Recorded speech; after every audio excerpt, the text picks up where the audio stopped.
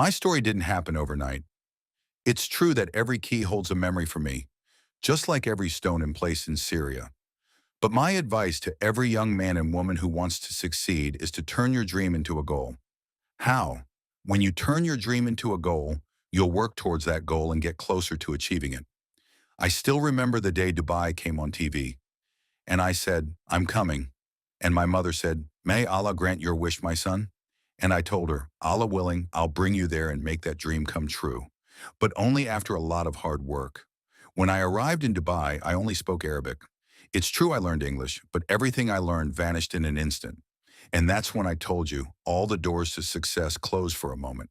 But I remembered that this was my dream, and I had to go back and learn English again and learn new vocabulary.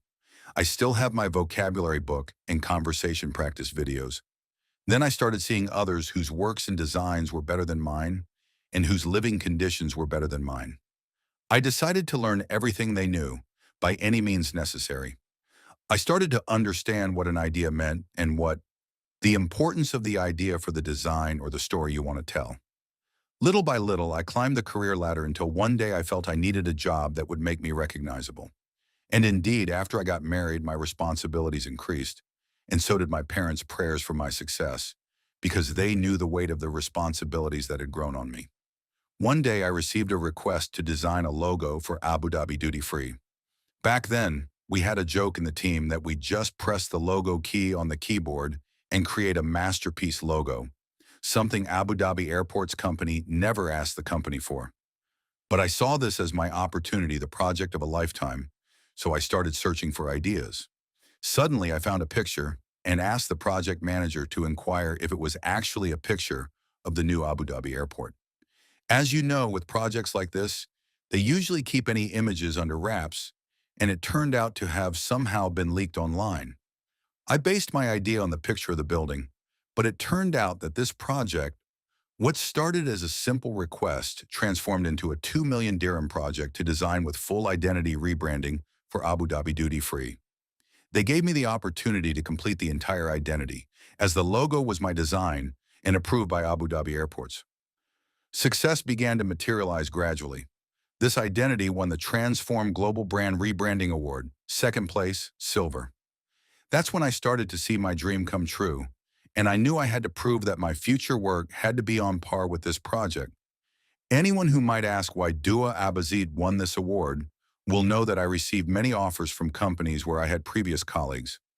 After that, I worked with several worldwide agencies and was fortunate enough to be part of Sheikh Mohammed bin Rashid's special projects team.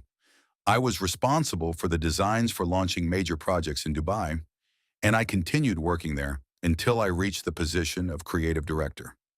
During this journey, I worked on major international brands as a freelance designer, such as Nissan, Fly a Deal, and American Express, in addition to local brands like Centerpoint, Max, and Barbican.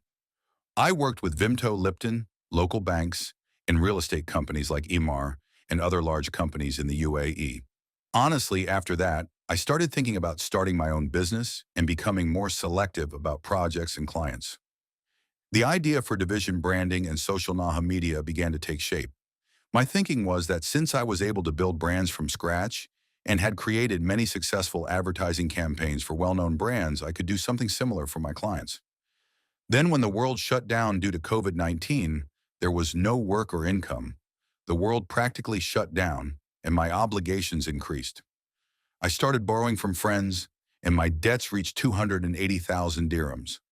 I then decided to start a YouTube channel to teach people creative thinking, hoping it would generate enough income to cover my debts. A client saw me making videos, and it was clear I had experience in filming, directing, and editing. It was a new opportunity to start working for a client, and I started working. I gradually grew until I reached an excellent income, paid off all my debts, and built a name for my two companies. Those close to me know these specific stages, but the question is, have I achieved my goal? No, and I'm still working towards it because life doesn't stop at one challenge, and I won't give up on everything that comes my way. Every keystroke taught me many things. Currently, we live in the age of artificial intelligence, which has captivated all of humanity. It's not just a matter of pressing a keystroke. You need education and to invest money in every image or video you produce. You also need to have experience in your field.